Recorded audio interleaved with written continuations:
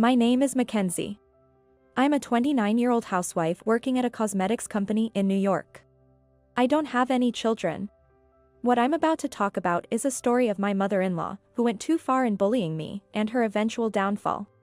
First, let me start by talking about the bullying I experienced from her. I've cooked for my mother-in-law a few times, but she always complains about my cooking, saying things like, "This is a bit too salty, isn't the meat too tough?" or "This is inedible." This might be a typical mother-in-law thing. But she went so far as to blatantly throw away my cooking in front of me, calling it awful. "I can't eat this anymore, it's okay to throw it away, right?" Saying that, she threw it in the trash can. Since then, I've stopped cooking for her altogether. Moreover, she would badmouth me behind my back. She was spreading all sorts of rumors about me. She said, my son married her reluctantly.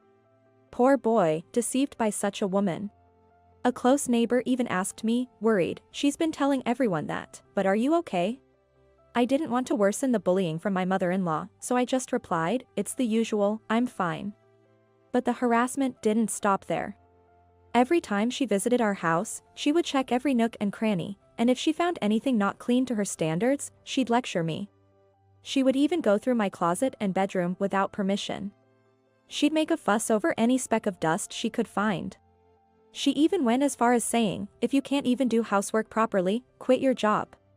I'm a bit of a neat freak, so I know for sure that our house isn't dirty. I clean every day regardless of my job, so it was infuriating to be criticized like that. Despite witnessing all this bullying firsthand, my husband never helped me. He was indifferent. Whenever he had free time, he was always on his phone playing games. Even when I asked for help, he wouldn't say anything, but if his mother criticized me, he'd join in and say, "You know, Mom's right. Have you been slacking off with your cooking lately? You should do your housework properly." This is what they call a mama's boy, I guess. It feels like he's beyond just being a mama's boy though. Our first meeting was at a mixer. I was invited by a colleague from work, and I joined last minute to even out the numbers. At first, he seemed cool and composed, which I found attractive, but looking back, it wasn't coolness, just a lack of interest in others. We exchanged contacts there, and after meeting up a few times with the group, we naturally started dating. I began to notice his mama's boy tendencies early in our relationship. He would always compare me to his mother, saying things like, "If it were my mom." Or, "I'll ask my mom's opinion," and for every decision, he needed his mother's approval. Even when we were looking for our current house after deciding to get married, his mother was always there with us at the real estate agency. Even though it's a house for the two of us, we had no say in the decision. The current house was chosen simply because it's close to the in-laws and convenient for them. It's not a particularly nice place, nor are they contributing financially. Of course, as his wife, I couldn't refuse or argue, and perhaps that encouraged him even more. Whenever I talk to my friends about my mama's boy husband, they often ask why I married him, but love is blind, as they say. I was certainly aware of his mama's boy traits during our dating period, but it wasn't enough to make me consider breaking up. Maybe I thought it wasn't that serious. So why did his mama's boy behavior worsen after marriage? Well, until we got married, we both lived at our parents' homes, and only started living together after marriage, which I think made his behavior worse. Being an only child, I now feel he was overly pampered. I couldn't help but laugh when he couldn't even decide what to wear by himself. His mom used to decide everything for him. I remember the first time I cooked for him, his reaction was terrible. After just one bite, he said, "This tastes nothing like my mom's cooking, and I want you to learn seasoning from my mom." Even with household chores, he'd constantly compare me to his mom, saying things like, "Mom used to iron clothes more neatly," or "The mom folded clothes this way." I tolerated it for a while, but eventually, I couldn't stand being nagged about the same thing every day and retorted just once, "I'm not your mother. Stop comparing me to her all the time." Then he replied without a hint of apology, "Well, then do the chores properly so I won't have to complain." That's when I started to feel like a mere housekeeper, just going through the motions of household chores. Unable to bear such a life, I left a note saying I was going back to my parents for a while and left the house. I started questioning whether this could even be called a marriage. Every day, his mom-obsessed comments wore me down. I couldn't eat, suffered from insomnia, and fell ill. I even lost 20 pounds from my weight at the time of our wedding. Despite knowing my condition, neither my husband nor my mother-in-law showed any concern or remorse. Instead, after I returned to my parents' home, they started harassing me daily with phone calls. Every time the phone rings, I think, is it my mother-in-law again? But I still answer it. As soon as I picked up, she'd shout, "How dare you, a mere daughter-in-law, leave the house suddenly." My son was the one enduring everything. What are you going to do about this? Apologize, then hang up, only to call back later to repeat the same thing. Some days, there were as many as 5 such calls. During these calls, she had no interest in hearing my side.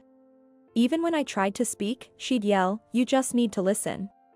I had taken time off from work due to my poor health, but eventually, I felt guilty for being away too long and returned to work. I had considered quitting, but returning to work actually helped me forget about my husband and mother-in-law, and I felt much better emotionally. I loved my job, and my colleagues were great people. Just when I was starting to feel more stable, that incident happened. One day, after work, I returned home to find my mom, who was supposed to be out, in the living room. "Mom? What happened? Weren't you going out today? Your mother-in-law called again today." As soon as I answered, she started complaining non-stop. I got so irritated, I talked back. And then she made even more fuss, saying, "That's it. I'll have my son divorce you," my mom recounted, clearly agitated. I was initially astounded that she had escalated from berating me to complaining to my mother, but it turned out that wasn't the case. My mom and I have very similar voices. Even our dad can't tell us apart on the phone. We even look alike from behind, making it hard to distinguish us. My mom's friends and neighbors often say to us, "Your voices are really identical. And year by year, you're even starting to look more alike." Apparently, my mother-in-law, in a hurry and mistaking my mom's rushed voice for mine, had called. And that was her mistake. My mom is particularly outspoken. With her quick thinking, she would likely win any verbal argument. My mother-in-law, she must have overwhelmed. "So, what did you say back to her?" I asked, curious about their phone conversation. According to my mom, as soon as she answered the call hurriedly with a "yes, yes," my mother-in-law started yelling, "Is that you, Mackenzie? Why aren't you home yet? You need to sort yourself out." Mom was going to correct her, but she wanted to hear for herself what was usually said to me, so she kept quiet and listened. Oblivious, my mother-in-law continued. "You know, marriage isn't easy. I always thought you and my son were mismatched from the start. You know, in terms of appearance. A bit mismatched, I guess, haha." That's when my mom lost her patience. "Who do you think you are, getting all high and mighty just because I'm listening quietly? It's your poor upbringing that made your son such a helpless man. Mismatched, you say? Do you even know what people say about your son? A mama's boy who loves his mommy. And you're no better. Go back and start over." Hearing that, I burst out laughing. My mom had said everything I was thinking but couldn't say. Hearing it gave me such a sense of relief. After that, the harassing calls from my mother-in-law stopped abruptly. But, although she had said over the phone that she wanted a divorce, there was no further word from her, so after discussing it with my parents, I decided to hire a lawyer. Thinking it might be useful as evidence, I had been recording our phone conversations. When I played the recordings for the lawyer, they said, "This is definitely advantageous for you. Good job recording it." With the help of these recordings as evidence, the divorce proceeded smoothly. Of course, I was able to get a substantial settlement for emotional distress. There was some resistance regarding the settlement, but my lawyer was excellent and managed to claim the amount I wanted, for which I am very grateful. After that, I had no contact with my mother-in-law or my ex-husband. Time has passed since the divorce, but my mom and I still talk about that phone call. Every time, she laughs, saying, "I wonder if she still thinks she was talking to Mackenzie that time? She's about my age, maybe she's starting to lose her mind?" Poor thing. I shudder to think that if it weren't for that phone call, I might still be in that relationship. I'm really grateful to my mom. Later, I heard through mutual acquaintances that my mother-in-law and father-in-law got divorced.